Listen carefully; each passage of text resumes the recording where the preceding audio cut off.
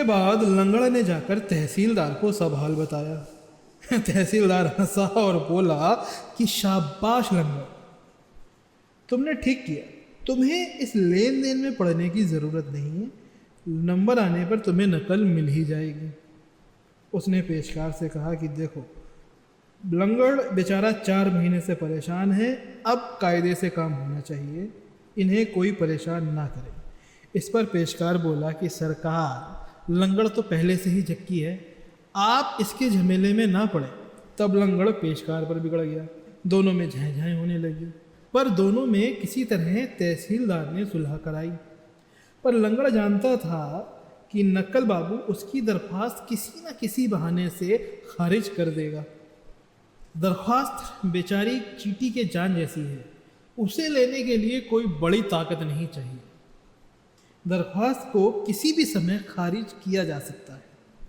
Fees का ticket कम लगा है, मिसल पर पता गलत है, एक खाना अधूरा है, ऐसी ही कोई भी बात पहले नोटिस बोर्ड पर लिख दी जाती है और अगर दी गई तारीख तक उसे ना सुधारा जाए तो दरख्वास्त खारिज कर दी जाती है।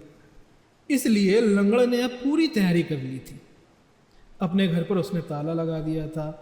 खेत, पात, फसल, बैल, बगिया सब भगवान भरोसे छोड़ाया था। अपने एक रिश्तेदार के यहाँ डेरा डाल लिया था और सवेरे से शाम तक तहसील के नोटिस बोर्ड के आसपास चक्कर काटा करता है।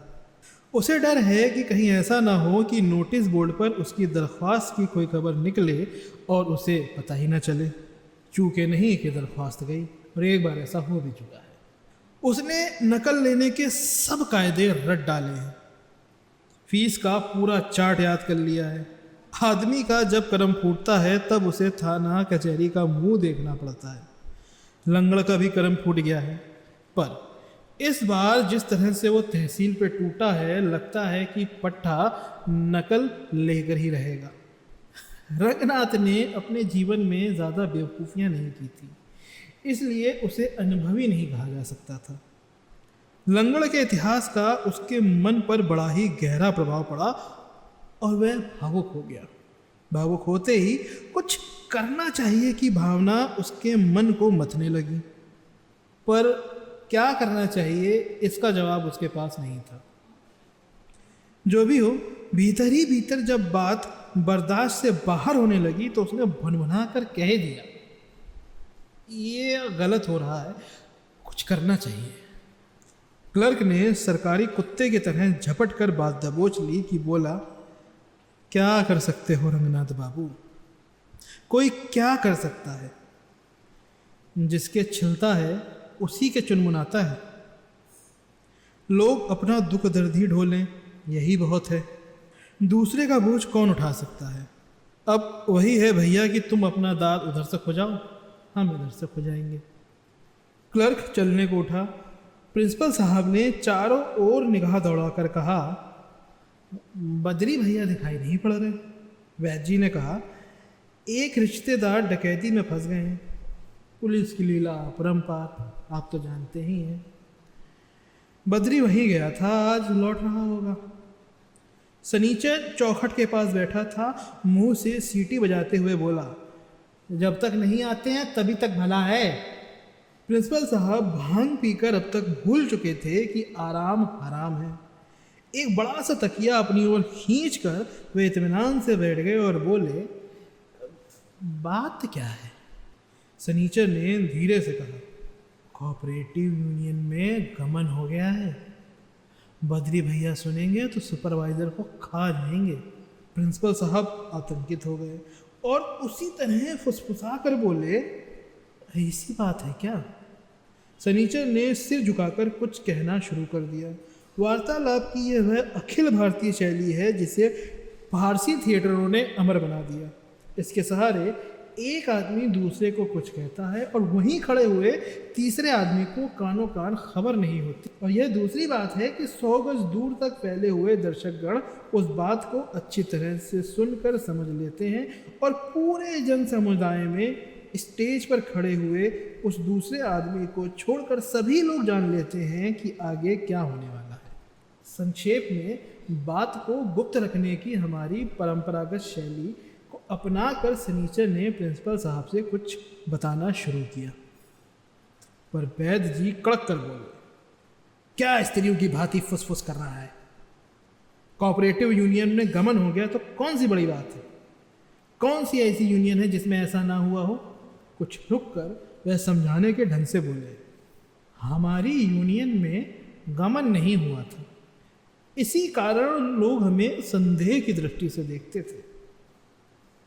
अब हम कह सकते हैं कि हम सच्चे आदमी हैं, गमन हुआ है और हमने छुपाया नहीं, जैसा है वैसा बता दिया।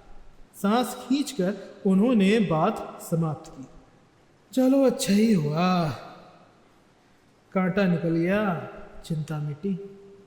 प्रिंसिपल साहब तकिए के सहारे निश्चल बैठे रहे। आखिर में उन्होंने एक ऐसी बात बोली जिसे सब जानते थे। उन्होंने कहा, आजकल लोग बड़े बेईमान हैं। यह बात बड़ी ही गुणकारी है और हर भला आदमी इसका प्रयोग मल्टीविटामिन की टिक्कियों की तरह दिन में 3 बार खाने के बाद कर सकता है। क्लर्क को इसमें कुछ व्यक्तिगत आपेक्ष जैसा जान पड़ा। उसने जवाब दिया, आदमी आदमी पर निर्भर करता है। अपने कॉलेज में तो आज तक ऐसा कुछ नहीं हुआ, क्यों? वैद्य जी ने उसे आत्मीयता की दृष्टि से देखा और मुस्कुराए। कोऑपरेटिव यूनियन वाला गमन बीज गोदाम से गेहूं निकालकर हुआ था। उसकी ओर इशारा करते हुए बोले, कॉलेज में गमन कैसे हो सकता है? वहां गेहूं के गोदाम नहीं होते। यह मजाक था। प्रिंसिपल साहब हंसे और इसके आगे का काम भांग ने संभाल लिया था। वे हंसते ही रहे, पर प्रिंसिपल व्यक्तिगत आपेक्ष के संदेह से पीड़ित जान पड़ता था। उसने कहा, पर चच्चा, कॉलेज में भी तो भूसों के सैकड़ों गोदाम हैं, हर एक के दिमाग में भूसा भरा हुआ है। इस पर और भी हंसी हुई। सनीचर और रंगनाथ भी हंसने लगे। हंसी की लहर चबूतरे तक आ गई। वहां बैठे हुए 2-4 गुमनाम आदमी भी हंसने लगे। अब क्लर्क ने प्रिंसिपल को आंखों से चलने का इशारा किया। यह हमारी गौरवपूर्ण परंपरा है कि असल बात 2-4 घंटे की बातचीत के बाद ही अंत में निकलती है। अतः वैद्य जी ने प्रिंसिपल साहब से पूछा, और कोई विशेष बात? कुछ नहीं, वही खन्ना वाला मामला है। परसों दर्जे में काला चश्मा लगाकर पढ़ा रहे थे, मैंने वहीं खींच कर रख दिया। लड़कों को बहका रहे थे। मैंने कहा, लो पुत्रवर, तुम्हें यहीं घसीट कर फीता बनाए देते हैं। प्रिंसिपल साहब ने अपने ऊपर बड़ा संयम दिखाया था, पर यह बात खत्म करते करते उनके मुंह से भी फिक फिक जैसी कोई चीज निकल आई थी। वैद्य जी ने गंभीरता से कहा, ऐसा ना करना चाहिए। विरोधी से भी सम्मान पूर्वक व्यवहार करना चाहिए। देखो ना, प्रत्येक नेता का एक एक विरोधी है। सभी ने स्वेच्छा से अपना अपना विरोध पकड़ रखा है। यह जनतंत्र का सिद्धांत है। हमारे यहाँ नेतागण कितनी शालीनता से विरोधियों को झेल रहे हैं। विरोधीगण अपनी बात बकते रहते हैं और नेतागण चुपचाप अपनी चाल चलते रहते हैं। कोई किसी से प्रभावित नहीं होता। यह आदर्श विरोध है। आपको भी यही रुख अपनाना चाहिए।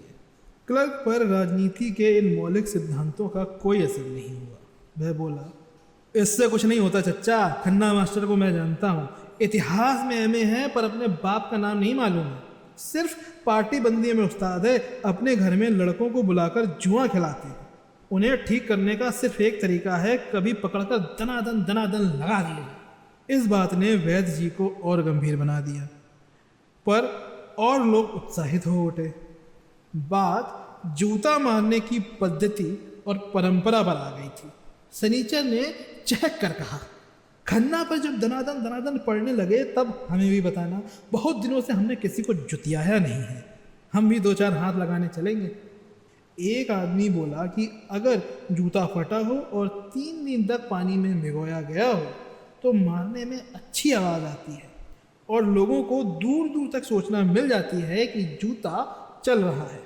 दूसरा बोला, एक पढ़े लिखे आदमी को जुतियाना हो तो गौरक्षक जूते का प्रयोग करना चाहिए, ताकि मार तो पड़ जाए पर जाता बेइज्जती ना हो।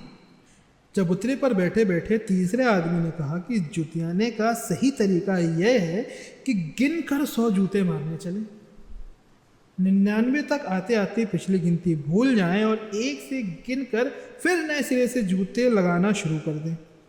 चौथा आदमी इसका अनुमोद करते हुए बोला कि सचमुच जुतियाने का यही एक तरीका है और इसीलिए मैंने भी 100 तक गिनती याद करनी शुरू कर दी।